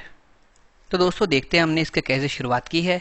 सबसे पहले जैसे मैंने आपको बताया इमोशनल इंटेलिजेंस को परिभाषित करते हैं हम लोग, और इसको हम लोग ऐसे परिभाषित करते हैं, अपने या अपने आसपास के लोगों के इमोशंस को समझना और उसको नियंत्रित करना आपकी इमोशनल इंटेलिजेंस कहलाती है। अब सिविल सर्विसेज में इसकी क्या इंपॉर्टेंस है, देखिए अगर एक सिविल सर्वेंट इमोशनली इंटेलिजेंट होगा तो वो बेहतर तरीके से जो समाज की समस्याएं हैं उसको समझ पाएगा और उसी कारण वो बेहतर उसके समाधान निकाल पाएगा, और जब वो समाधान तक पहुंच गया हो तो यही चीज़ वो पॉलिसीज़ में भी इम्प्लीमेंट करवा पाएगा। यानी जो पॉलिसी बनेंगी वो बेहतर तरीके से लोगों की समस्याओं को टारगेट कर पाएंगी। तो इस तरीके से उसमें पब्लिक पॉलिसी को अफेक्ट करने की शक्ति या क्षमता आ जाती है अगर वह अपनी भावनात्मक बुद्धिमत्ता को इस्तेमाल करता है यहाँ पे। तो फिर अपने अगर सबऑर्डिनेट्स को मोटिवेट करना हो तो भी इमोशनल इंटेलिजेंस उसमें इंपॉर्टेंट रोल प्ले करती है। इससे एक व्यक्ति सक्षम बन पाता है दूसरे लोगों की भावनाओं को समझने में, और इससे जब वह अपने सबऑर्डिनेट की भावनाओं को समझ पाता है तो एक सिविल सर्वेंट उनके लिए एक अच्छा एनवायरनमेंट क्रिएट कर सकता है काम करने के लिए, और उनको समय समय पर प्रोत्साहित कर सकता है। ये स्ट्रेस मैनेजमेंट में भी काम आता है, क्योंकि इमोशनल इंटेलिजेंस में बेसिक जो तत्व है वो यही है कि आपको अपने इमोशंस, अपनी भावनाओं को कंट्रोल करना है, उन पर नियंत्रण करना है, उनको बेहतर तरीके से मैनेज करना है, बेहतर उनका प्रबंधन करना है। तो इसी वजह से ये आपके शारीरिक और मानसिक स्वास्थ्य का रखरखाव करता है, उसको बेहतर बनाने के लिए कार्य करता है। उसके अलावा जो भी व्यक्ति इमोशनल इंटेलिजेंट होता है, जो भावनात्मक रूप से बुद्धिमान होता है, वह व्यक्ति नई चीज़ों को एक्सप्लोर करने, उसका पता लगाने, नए मौक़ों को तलाशने, नई कठिनाइयों का सामना करने के लिए हमेशा तैयार रहता है, हमेशा इसके लिए वो इच्छुक रहता है। और यही जो उसकी सोच है ये नए नवाचार का कारण बन सकते हैं किसी भी व्यवस्था के लिए। इसीलिए अगर हम बदलाव की बात करें, परिवर्तन की बात करें, तो उसमें भी emotional intelligence important role play करती है। डिसीजन मेकिंग में ये सिविल सर्वेंट को बहुत मदद करती है। भाई अगर कोई व्यक्ति अपनी भावनात्मक बुद्धिमत्ता का इस्तेमाल करता है तो यह उसे यह पता लगाने में मदद करती है कि जो मौजूदा स्थिति है क्या वह प्रासंगिक है भी या नहीं, और ये जब वो पता लगा लेता है तो जो भी डिसीजन वो लेता है वो सबसे बेस्ट होता है उस प्रेवलेंट कंडीशन के लिए। फिर साथ में बेहतर कम्युनिकेशन में ये मदद करता है, क्योंकि जो भी व्यक्ति इमोशनली इंटेलिजेंट है वह बेहतर तरीके से अपने इमोशंस को एक्सप्रेस कर पाएगा, अपनी भावनाओं को बेहतर तरीके से समझा पाएगा, उसके अंदर क्या चल रहा है ये बेहतर तरीके से समझा पाएगा। इसके कारण वो लोगों से बेहतर तरीके से जुड़ पाएगा, और एक बार आपने एक अच्छा जुड़ाव स्थापित कर लिया अपने और जनता के बीच में, तो आप जो भी सरकार की नीतियां हैं उनको बेहतर तरीके से समझा पाएंगे सभी लोगों को, और आप बता पाएंगे कैसे वो नीतियां उनके विकास के लिए, उनके कल्याण के लिए प्रभावकारी कार्य कर सकती हैं। और क्योंकि जैसे हमने बात की, भावनात्मक बुद्धिमत्ता आपको एक बेहतर संचार करने में मदद करती है, तो यह संचार आप अपने अधीनस्थों से भी कर सकते हैं, अपने सबऑर्डिनेट से भी कर सकते हैं, जिसके कारण उनके साथ आप सकारात्मक संबंध स्थापित कर सकते हैं। आप अपने मन की बात उनको कह सकते हैं, वो अपने मन की बात आपको कह सकते हैं, और आप इस चीज़ को बेहतर तरीके से हैंडल कर पाएंगे अगर आप इमोशनली इंटेलिजेंट हैं। उसके अलावा जीवन में बैलेंस बनाने के लिए भी इमोशनल इंटेलिजेंस बहुत मदद करती है। भाई, जो एक सिविल सर्वेंट होता है उसके सामने दो बड़ी चुनौती होती हैं। एक तो उसकी नौकरी या उसकी पब्लिक लाइफ, और एक होती है उसकी पर्सनल लाइफ, जिसमें उसको अपने घर परिवार को देखना होता है। आमतौर पर देखा यह गया है कि व्यक्ति अगर एक तरफ ज़्यादा झुक जाता है तो उसकी दूसरी लाइफ सफ़र करती है। यानी आमतौर पर अगर कोई सिविल सर्वेंट जनता के प्रति ज़्यादा झुक जाता है या जनता के कल्याण के लिए, नीतियों को इम्प्लीमेंट करने के लिए अगर अपना ज़्यादातर समय लगाता है, तो उसका जो परिवार है वो सफ़र करता है। लेकिन जो भी व्यक्ति अगर इमोशनली इंटेलिजेंट है या फिर उसमें भावनात्मक बुद्धिमत्ता है, तो वह दोनों ही चीज़ों को बेहतर तरीके से मैनेज कर पाएगा। वो अपनी भावनाओं पर नियंत्रण रख पाएगा, वो समझ पाएगा कि यहाँ पे कितना समय देना है और यहाँ पे कितना समय देना है। और कई दिन ऐसे होंगे जब आपका कर्तव्य ज़्यादा ज़रूरी होगा, कई दिन ऐसे होंगे जब आपको फैमिली को भी ज़्यादा समय देना होगा। तो ऐसे डिसीजंस के लिए इमोशनल इंटेलिजेंस बहुत मदद करती है। अगर पर्सनल लेवल पे हम लोग बात करें तो भावनात्मक बुद्धिमत्ता एक व्यक्ति को अनुकूलनीय, सहानुभूतिपूर्ण और स्पष्टवादी बनाता है। फिर दोस्तों, ये एक फ्लो चार्ट आप अपने एग्ज़ाम में बना सकते हैं। इसमें लिखा गया है कि इमोशनल इंटेलिजेंस से संबंधित क्या क्या चीज़ें हैं, ये क्या क्या तत्व हैं जो इससे जुड़े हुए हैं। अगर व्यक्ति इमोशनली इंटेलिजेंट है तो वो सेल्फ अवेयर भी होगा, उसमें उसके अंदर क्या भावनाएं चल रही हैं, एक परिस्थिति में क्या क्या उसकी सोच चल रही है, क्या उसके विचार चल रहे हैं, इन सब चीज़ों के बारे में वो अवेयर रहेगा। उसके अलावा वह खुद को बेहतर तरीके से नियंत्रण में रख पाएगा, अपनी भावनाओं को नियंत्रित कर पाएगा, जिसकी वजह से जो हमने देखा कम्युनिकेशन भी बेहतर ढंग से कर पाएगा। तो अगर कोई भी व्यक्ति बेहतर संचार कर पाता है तो उसकी सोशल स्किल्स अपने आप मजबूत होती हैं। इमोशनली इंटेलिजेंट व्यक्ति लोगों के प्रति सहानुभूति या फिर एम्पैथी रखता है। और हमने अभी थोड़ी देर पहले देखा था कैसे एक सिविल सर्वेंट के लिए एम्पैथी बहुत ज़रूरी है। अगर वो एम्पैथी रखेगा तो वो लोगों की समस्याओं को बेहतर तरीके से समझ पाएगा और उसका बेहतर सल्यूशन निकाल पाएगा। उसके अलावा दूसरे की जगह पे खुद को रख के उसके दृष्टिकोण को समझ पाएगा, डिफरेंस ऑफ ओपिनियन को समझ पाएगा, अलग अलग दृष्टिकोण को रिस्पेक्ट कर पाएगा। और अल्टीमेटली एक इमोशनली इंटेलिजेंट व्यक्ति है तो वह मोटिवेटेड भी रहेगा, क्योंकि उसको मालूम है कहाँ अपने भावनाओं को रेगुलेट करना है, कहाँ उस पर नियंत्रण लगाना है। तो अगर वो कहीं पे उदास होगा तो वो उसको नियंत्रित करेगा, कहीं पे वो खुश होगा तो उसको नियंत्रित करेगा। अल्टीमेटली वो हर एक सिचुएशन के लिए मोटिवेटेड रहेगा, उसमें एक उत्सुकता रहेगी कि आने वाली चुनौती क्या है और उस चुनौती के लिए वह पूरी तरीके से तैयार रहेगा। अब दोस्तों, हम चलते हैं अपने अगले सवाल की तरफ। यहाँ पे पूछा गया है, ऐसे कौन कौन से कारक हैं, ऐसे कौन से फैक्टर्स हैं जो किसी भी व्यक्ति का एटीट्यूड फॉर्मेशन में मदद करते हैं सोशल प्रॉब्लम्स की तरफ। और इस उत्तर को सपोर्ट करने के लिए आपको विभिन्न उदाहरण का उपयोग करना पड़ेगा। यानी कि अगर देखें तो यहाँ पे पूछा गया है सामाजिक समस्याओं के प्रति व्यक्ति की अभिवृत्ति के निर्माण में कौन से कारक प्रभाव डालते हैं। इसके लिए उदाहरण आपको लिखने पड़ेंगे। तो दोस्तों, जैसे कि हम लोग लगातार इंट्रोडक्शन में करते आ रहे हैं, यहाँ पे भी क्वेश्चन जो है वो अभिवृत्ति के बारे में पूछा गया या फिर एटीट्यूड के बारे में पूछा गया है। तो हम यहाँ पे उसको डिफाइन करने से अपना उत्तर शुरू करेंगे या उसको परिभाषित करेंगे सबसे पहले। फिर हम एक ब्रीफ में ये चीज़ मेंशन करेंगे कि इस एटीट्यूड के संबंध में और क्या क्या फैक्ट्स इंपॉर्टेंट हैं। फिर हम बताएंगे कि क्या फैक्टर्स किसी भी व्यक्ति के एटीट्यूड के डेवलपमेंट को प्रभावित करते हैं सोशल प्रॉब्लम्स की तरफ, और इसका हम लोग एग्जाम्पल देने का प्रयास करेंगे। तो जैसे मैंने बताया, पहले परिभाषित करेंगे, फिर संक्षेप में अभिवृत्ति से संबंधित कुछ तथ्यों का उल्लेख करेंगे और अल्टीमेटली बताएंगे सामाजिक समस्याओं के प्रति किसी भी व्यक्ति की अभिवृत्ति के विकास में कौन से कारक महत्वपूर्ण हैं, कौन से कारक ऐसे हैं जो उनको प्रभावित करते हैं। इसे हम लोग फिर उदाहरण के हेल्प से, उसकी मदद से स्पष्ट करेंगे। तो दोस्तों, यहाँ पे जब हम लोग एटीट्यूड को डिफाइन करेंगे तो ये लिख सकते हैं कि ये जजमेंट है या फिर जजमेंट लेने में मदद करता है किसी भी चीज़ के पर्सपेक्ट में, किसी भी घटना के रिस्पेक्ट में, किसी अवधारणा की रिस्पेक्ट में, या फिर अन्य व्यक्तियों के रिस्पेक्ट में, यानी इन सब के ऊपर जजमेंट लेने के लिए जो हमें सशक्त बनाता है, जो हमें सक्षम बनाता है, वो होता है हमारा एटीट्यूड। जो एटीट्यूड होता है वो पॉजिटिव भी हो सकता है और नेगेटिव भी हो सकता है। साथ ही जो एटीट्यूड होता है दोस्तों वो एक्सप्लिसिट भी हो सकता है, यानी उसको हम कहते हैं स्पष्ट अभिवृत्ति, और वह इम्प्लिसिट भी हो सकता है जिसको हम कहते हैं निहित अभिवृत्ति। अब अगर एक्सप्लिसिट की बात करें तो इसमें क्या होता है, इसमें सचेत विश्वास होते हैं, हमारे सचेत बिलीव्स होते हैं जो हमारे व्यवहार को प्रभावित करते हैं और हमारे डिसीजन मेकिंग को या फिर निर्णय लेने की क्षमता को प्रभावित करते हैं।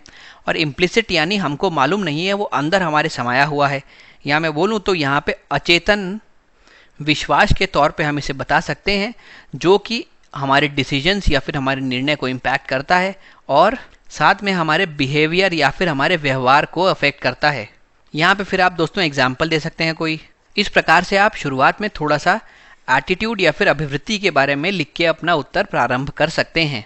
फिर आप डिटेल में लिखेंगे कौन कौन से फैक्टर्स जिम्मेदार हैं एक पर्सन के एटीट्यूड के डेवलपमेंट में सोशल प्रॉब्लम्स की तरफ। तो अब देखते हैं दोस्तों कैसे हमने इसका उत्तर तैयार किया है। सबसे पहले एटीट्यूड के बारे में बताया। एटीट्यूड क्या है? जजमेंट है। किस किस के लिए? चीज़ों के लिए, अवधारणाओं के लिए, घटनाओं के लिए और अन्य व्यक्तियों के लिए। अब ये पॉजिटिव और नेगेटिव दोनों हो सकते हैं, यानी सकारात्मक और नकारात्मक दोनों हो सकते हैं। ये एक्सप्लिसिट हो सकते हैं, साथ में ये इम्प्लिसिट भी हो सकते हैं। एक्सप्लिसिट का मतलब ये कॉन्शियस बिलीफ है, जो हम जानते बूझते हुए किसी धारणा को अपने मन में लेके चलते हैं, ये वह है और ये इन्फ्लुएंस करते हैं कैसे हम बिहेव करते हैं और कैसे हम निर्णय लेते हैं। और वहीं पे इम्प्लिसिट या फिर निहित अभिवृत्ति की बात करूं तो ये अचेतन विश्वास है, ये हमारे अंदर बसे हुए हैं, लेकिन हम उसके लिए अनकॉन्शियस हैं, हमें उसके बारे में पता नहीं है और वो अपने आप ही किसी परिस्थिति में हमें कुछ निर्णय और कुछ व्यवहार करने के लिए प्रभावित कर सकते हैं। जैसे कि अगर हमारे मन में बसा हुआ है कि भाई अगर कोई सिगरेट पीता है, स्मोकिंग करता है, तो वो स्वास्थ्य के लिए नुकसानदायक है, वो हेल्थ के लिए इंजूरियस है, तो वो व्यक्ति अगर उसके आसपास कोई स्मोक करने वाले लोग होंगे तो उनकी मौजूदगी में अच्छा महसूस नहीं करेगा, इरिटेट होगा, फ्रस्ट्रेट होगा, चाहेगा कि वो लोग ज़्यादा देर वहाँ पे सिगरेट ना पिएं और वह उन परिस्थितियों से बचेगा जहाँ पे धूम्रपान प्रचलित होता है। ऐसी पार्टीज़ में नहीं जाएगा जहाँ पे धूम्रपान ज़्यादा होता हो। तो ये उसके मन में है, ये अचेतन अभिवृत्ति है या निहित अभिवृत्ति है जो अपने आप उसको एक्शंस करने में या बिहेव करने पे मजबूर करती है। एक व्यक्ति किस प्रकार का एटीट्यूड रखता है किसी व्यक्ति के समक्ष या फिर किसी सर्कमस्टेंस में, ये डिपेंड करता है कि उसके अंदर कुछ तत्व मौजूद हैं या नहीं, या वो मौजूद हैं तो किस तरीके से उनको सींचा गया है। जैसे पेरेंटल वैल्यूज़ कैसी हैं उसकी, जो उसके शिक्षक द्वारा दिए गए मूल्य हैं उसको वो कितने मजबूत हैं, उसके सामाजिक मूल्य कितने मजबूत हैं और जो उसके स्वनिर्धारित मूल्य हैं वो कितने यहाँ पे सशक्त हैं। ये सब चीज़ें मिलके किसी भी व्यक्ति की अभिवृत्ति को प्रभावित करती हैं कि वह बाकी लोगों के सामने या किसी भी अलग परिस्थिति में कैसा बिहेव करता है। अब यहाँ पे एटीट्यूड फॉर्मेशन की क्योंकि क्वेश्चन में बात की गई है तो हमने एक मॉडल ले लिया, लॉरेंस कोहलबर्ग का मॉडल लिया है हमने, जो बताता है किस प्रकार से किसी व्यक्ति के एटीट्यूड फॉर्मेशन की प्रक्रिया चलती है। अब इसी के अनुसार हम लोग यहाँ पे जाति व्यवस्था पर विभिन्न दृष्टिकोण देखेंगे और हम कहेंगे कि भाई ये कुछ निम्नलिखित कारक हैं जिसकी वजह से ऐसे विभिन्न दृष्टिकोण उत्पन्न होते हैं।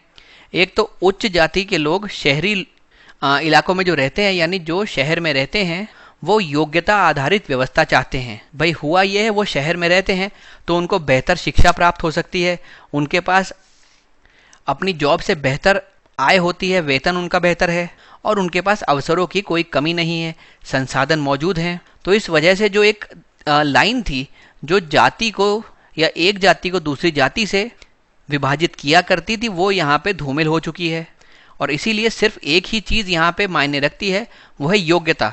अगर आप योग्य हैं तो आपको अच्छा पद मिलना चाहिए, आप सफल होने चाहिए। यानी ऐसे लोग जिनको सभी संसाधन आसानी से उपलब्ध हैं और जिनके मेंटालिटी, जिनके मानसिकता में कुछ हद तक बदलाव आ चुका है, यह लोग समतावादी व्यवस्था का समर्थन करते हैं और साथ ही आरक्षण का ये लोग विरोध करेंगे, क्योंकि ये लोग यही बोलेंगे कि भाई सबको एक जैसी अगर सुविधा प्रदान की गई हो तो उसमें रिजर्वेशन नहीं होना चाहिए और सबको बराबर की अपॉर्चुनिटी मिलनी चाहिए। जो फिर उस जगह से योग्य साबित होता है उसी को किसी पद पे नियुक्ति या फिर अपनी उद्देश्य की पूर्ति में सफलता हासिल होनी चाहिए। वहीं पे हम ऐसे लोगों को देखते हैं जो हैं तो हाई कास्ट लेकिन वो रूरल एरियाज़ में रहते हैं, तो ग्रामीण उच्च जातीय के लोगों की बात करें अगर, तो अभी भी वह ऐसी जाति व्यवस्था में मानते हैं जो स्तर के तौर पे विभाजित हो, यानी स्तरीकृत जाति व्यवस्था में वे मानते हैं। और इसके पीछे का कारण ये है, ये जो स्तर में वो मानते हैं, हायरार्की में मानते हैं, इसमें उनको क्योंकि वह उच्च जाति से बिलोंग करते हैं, ऊपर की पोजीशन प्राप्त होती है, तो कई सारे उनको प्रिविलेजेस प्राप्त होते हैं, कई सारे विशेषाधिकार प्राप्त होते हैं। तो वो जो विशेषाधिकार उनको पहले मिले हुए हैं उसको बनाए रखना चाहते हैं, तो वो इस प्रकार का डिवीजन चाहते हैं। हालांकि शहरी इलाकों में हमने देखा इस प्रकार का जो स्तरीकरण है वो लोग उसके खिलाफ होते हैं, वो योग्यता आधारित व्यवस्था में विश्वास करते हैं। फिर उसके बाद हाल ही के वर्षों में एक निचली जाति का भी उदय हुआ है, लेकिन आरक्षण के लाभ के बाद भी यह आगे नहीं बढ़ पाया। अगर हम लोग रूरल अपर कास्ट में देखें तो ऐतिहासिक समय से एक ये डिफरेंस रहा है, कहीं ना कहीं हायरार्की में डिफरेंस रहा है, तो वो उसी पोजीशन पे बैठे रहना चाहते हैं। और लोअर कास्ट की बात करें तो वो मानते हैं कि कुछ डिसएडवांटेजेस की वजह से उनको नीचे रखा गया था और इस वजह से उनके ऊपर सप्रेशन किया गया, उनका शोषण किया गया। और इसी कारण ये जो कास्ट सिस्टम है उसको वो नेगेटिव मानते हैं, क्योंकि उनको लगता है ये जो सिस्टम है ये उनको उत्पीड़ित रखती है और वह कहते हैं कि इस चीज़ में सकारात्मक कार्रवाई होनी चाहिए। लेकिन अगर अपन अर्बन एरियाज़ की बात करें तो वहाँ पे एटीट्यूड अलग है, वहाँ पे इंडिपेंडेंट मेंटालिटी अब डेवलप हो चुकी है एजुकेशन की वजह से, सूचना के बेहतर प्रसार की वजह से। तो इसकी वजह से वहाँ पे जो सब लोग हैं ज़्यादातर ये मानते हैं कि जो डिसएडवांटेज्ड ग्रुप है, जो वंचित लोग हैं, उनके लिए कुछ कल्याणकारी उपायों को ग्राउंड लेवल पे लाया जाना चाहिए, वह इसका समर्थन करते हैं। तो ये जो उनकी पहले की वैल्यूज़ हैं उस अकॉर्डिंग डिपेंड होता है। उसके अलावा जो उनका माइंडसेट अब ब्रॉड हुआ है उस अकॉर्डिंग डिपेंड होता है। तो अगर मैं बात करूं, एक इसकी समरी बनाऊं, सबसे पहले हमने पढ़ा कि हाई कास्ट जो होती है और जो अर्बन एरियाज़ में रहती है उसके लिए कास्ट अब कुछ है नहीं। ये जो बीच में रेखा थी ये धूमिल होती जा रही है और वो कहती है कि जो भी मेरिट में आगे आएगा उसको पद हासिल होना चाहिए। फिर वहीं पे दूसरी हाई कास्ट है जो रूरल एरियाज़ में रहती है, वो अभी भी स्तर में भरोसा करती है और उसको लगता है कि अगर ये स्तर वाला सिस्टम आगे चलता रहेगा तो उसकी यहाँ पे बैठने वाली प्रिविलेज्ड पोजीशन बनी रहेगी। और वहीं पे एक तीसरी लोअर कास्ट है जो कि मानती है उसको स्तर में नीचे रखा गया है क्योंकि कुछ डिसएडवांटेजेस पहले उसके साथ थे और इसकी वजह से उस पर लगातार ऑपरेशन होता आया है, उसको लगातार दबाया जाता है। तो यहाँ पे जो सोशल प्रॉब्लम के अगेंस्ट एक एटीट्यूड तैयार होता है वो नेगेटिव एटीट्यूड है और वो चाहते हैं कि कुछ बेहतर हो क्योंकि ये स्थिति अच्छी नहीं है। यहाँ पे जो एटीट्यूड है वो एक पॉजिटिव एटीट्यूड है सोशल प्रॉब्लम के अगेंस्ट, क्योंकि ये लोग एजुकेशन के माध्यम से, बेहतर रिसोर्सेज के माध्यम से, यहाँ पे धन की कोई कमी नहीं है, अच्छा वेतन मिलता है, अच्छे संसाधन हैं, इसके कारण ये लोग चाहते हैं कि जो लोग पिछड़े रह गए हैं, जो लोग कमज़ोर वर्ग को बिलोंग करते हैं, जो लोग वंचित वर्ग को बिलोंग करते हैं, उनके लिए अलग अलग प्रकार के वेलफेयर मेजर्स लाए जाने चाहिए। यानी ये लोग जो है सोशल प्रॉब्लम के अगेंस्ट एक पॉजिटिव एटीट्यूड अपनाते हैं। हालांकि आप देख रहे हैं प्रॉब्लम वही है कि भाई कास्ट संबंधित चीज़ें होनी चाहिए या नहीं होनी चाहिए, या फिर कमज़ोर वर्ग को एडवांटेजेस मिलने चाहिए या नहीं मिलने चाहिए। तो जो ऊपर वाला ये शहरी वर्ग है ये उसके लिए पॉजिटिव एटीट्यूड रखता है, हालांकि जो ये बीच वाला वर्ग है जो कि हाई कास्ट है लेकिन अर्बन नहीं रूरल एरियाज़ को बिलोंग करता है, वो चाहता है कि कास्ट की हायरार्की बनी रहे क्योंकि उसको उस हायरार्की में सबसे ऊपर बैठना है। तो उसका जो है नेगेटिव एटीट्यूड है इसके प्रति। और जो सबसे नीचे वाले लोग हैं जो लोअर कास्ट में आ रहे हैं इस समय हमारी हायरार्की के अनुसार या हमारे उदाहरण के अनुसार, वो लोग देखते हैं कि ये जो कास्ट का सिस्टम रहा है ये खराब रहा है, इसने उनके उत्पीड़न में उच्च जातियों को बहुत सपोर्ट किया है, इसीलिए वे चाहते हैं ये पूरा सिस्टम ख़त्म हो और कुछ अफर्मेटिव एक्शंस हो, कुछ ऐसे एक्शन हो जिससे कि वे बेहतर जीवन की ओर बढ़ सकें। तो समस्या वही है, लेकिन लोगों के एटीट्यूड अलग अलग डेवलप हुए और वो कुछ ऐसे फैक्टर्स पे डेवलप हुए जिसकी वजह से उनकी मानसिकता में बदलाव आए। जैसे एजुकेशन यहाँ पे रोल प्ले कर रहा था, संसाधनों की उपलब्धता कर रहा था, उसके अलावा अच्छा वेतन वाली आपकी यहाँ पे जॉब है तो आपको चिंता नहीं है, उसके अलावा सूचना तक बेहतर आपकी पहुँच है। तो ये सब चीज़ें जो है आपकी मानसिकता को ब्रॉड करती हैं, आपके एटीट्यूड को पॉजिटिव बनाती हैं। रूरल एरियाज़ में इन चीज़ों की काफ़ी कमी है, संसाधन अच्छे से मौजूद है नहीं, अभी भी वो कास्ट डिफरेंसेस देखने को मिलते हैं, मानसिकता जो है उसमें अभी भेदभाव देखने को मिलते हैं और इसी कारणवश यहाँ का एटीट्यूड अलग तरीके से डेवलप हुआ है। हालांकि हम ये कहेंगे कि भाई अकेला एटीट्यूड या फिर कोई व्यक्ति किस प्रकार का बिहेवियरल इंटेंट रखता है, यानी ना ही तो अभिवृत्ति ना ही उस किसी व्यक्ति का व्यवहार। अकेले या एक साथ मिलके ये पता लगा सकते हैं कि व्यक्ति का एक्चुअल कंडक्ट क्या है अगर वो अच्छे से वेल डेवलप्ड नहीं होते। अगर जो अर्बन एरियाज़ है वो उतना डेवलप नहीं हो पाते, वहाँ की मानसिकता एटीट्यूड इतना डेवलप नहीं हो पाता, तो क्या आप बता सकते हैं कि वो जैसा एटीट्यूड किसी सोशल प्रॉब्लम के लिए अभी रख रहे हैं वैसा ही रखते? या कहीं जो अर्बन माफ़ कीजिएगा उच्च कास्ट या फिर हाई कास्ट में रूरल एरियाज या ग्रामीण इलाकों में एटीट्यूड रख रहे हैं लोग, कहीं ये लोग भी वैसा ही एटीट्यूड ना रखते? ये तो शायद डेवलपमेंट की वजह से इनके मानसिकता में बदलाव आया, एटीट्यूड में बदलाव आया। तो यानी कि जो एटीट्यूड अभी वो रख रहे हैं या जो वो व्यवहार कर रहे हैं, ये अकेले या फिर एक दूसरे के साथ ये बताने में असमर्थ हैं कि व्यक्ति का वास्तविक आचरण क्या होता यदि वे अच्छी तरीके से विकसित नहीं होते। हालांकि फिर भी अभिवृत्ति महत्वपूर्ण है, क्योंकि ये आपके पिछले अनुभवों को दर्शाता है और भविष्य की कार्रवाई को प्रभावित करता है। यानी अगर किसी समस्या के लिए मेरा पॉजिटिव एटीट्यूड है तो मेरा एक्सपीरियंस रहा होगा कि मैं समझ पाता हूँ, उसको टैकल किया जा सकता है, उससे बाहर आया जा सकता है, और आगे आने वाले समय में मैं उसको टैकल करने का पूरा प्रयास करूँगा। तो फ्यूचर में मैं क्या करूँगा ये भी यहाँ पे चीज़ प्रिडिक्ट की जाती है, और पास्ट में क्या हो चुका है ये भी चीज़ ये बताता है। इस प्रकार से आप अपना ये वाला उत्तर समाप्त कर सकते हैं। फिर दोस्तों चलते हैं अपने आज के आखिरी सवाल की तरफ। ये फिर से एक केस स्टडी है। ये एक महिला के बारे में है जिसका नाम है मीनू। वो सदैव अपनी सहेलियों को ये बताती रहती है कि भाई उसे समाज सेवा से बहुत लगाव है।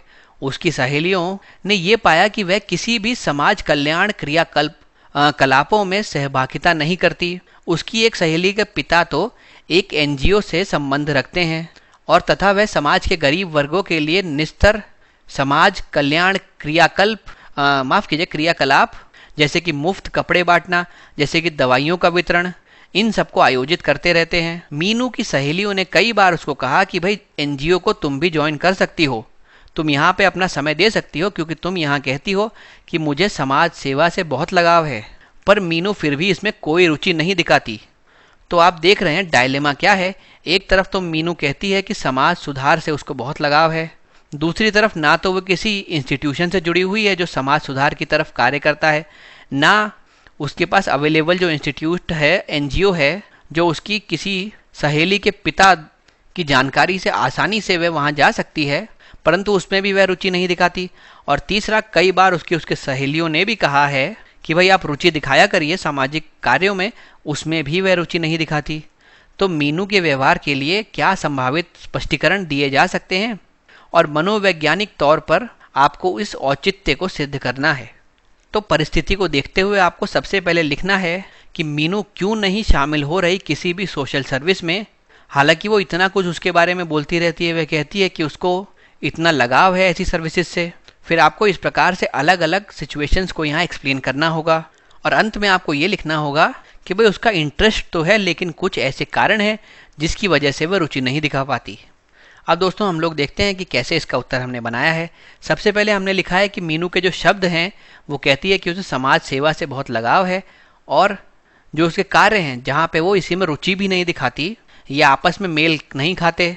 हर समय वह समाज सेवा की बात करती है, लेकिन उसके कार्यों से पता चलता है वह किसी भी प्रकार की रुचि नहीं दिखाती, समाज सेवा में किसी भी प्रकार से भाग लेने में भी अनिच्छुक है। अब इस चीज़ के संभावित कारण हो सकते हैं। सबसे पहले हो सकता है मीनू सिर्फ दिखावा कर रही हो अपनी दोस्तों के सामने, जिससे कि उसकी प्रतिष्ठा बढ़ सके, लोग सोच सके अरे वाह ये तो कितना समाज सेवा में इन्वॉल्व रहती है। तो दोस्तों इसमें ये हम लिख सकते हैं कि हो सकता है वह सामाजिक कार्यों में अपनी रुचि के बारे में शेखी भगा रही हो, क्योंकि उसका ऐसा मानना हो कि उसके दोस्तों के सामने उसकी इमेज बेहतर होगी, उसकी प्रतिष्ठा बढ़ेगी। हालांकि सच्चाई ये हो सकती है कि वास्तव में उसे किसी प्रकार की समाज सेवा में कोई इंटरेस्ट ही ना हो। यही कारण है जब लोग उससे कहते हैं कि भाई तुम भी भाग ले लो, वो इसके लिए अनिच्छुक हो जाती है, वो रिलक्टेंट हो जाती है। तो ये तो आपकी पहली संभावना बन सकती है। उसके अलावा दूसरी संभावना ये हो सकती है कि वो दूसरे लोगों के साथ काम करने में असहज महसूस करती हो। वो शामिल तो होना चाहती है, लेकिन उसे हिचकिचाहट होती है। उसके मन में ये डर बना हुआ है कि उसके परिचित उसका यह कहकर मजाक बनाएंगे कि उसको समाज सेवा के बारे में पर्याप्त जानकारी नहीं है।